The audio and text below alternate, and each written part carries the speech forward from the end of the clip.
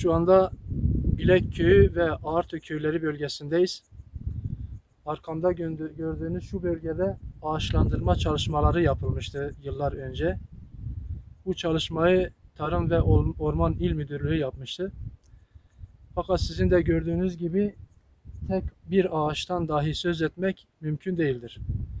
Buralarda, bu bölgelerde kilometrelerce kazı çalışmaları yapılmış, bir emek sarf edilmiş ve bir masraf yapılmıştır. Yani kamunun malı burada yapılan hizmete harcanmıştır.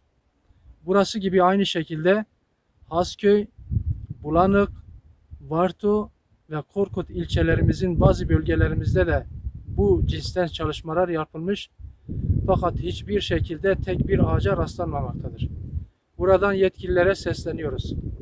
Bu çalışmalar birilerine peşkeş mi çekildi? Eğer değilse, bunun altyapısı hazırlanmadan, yani ağaçların yetiştirilmesi ve korunması çalışmaları bu noktada altyapı oluşturulmadan neden bu çalışma yapıldı ve bugün bu bölgelerde neden tek bir ağaca rastlanamıyor? Bunun hesabını halkımız size soruyor. Bunun cevabını veriniz lütfen.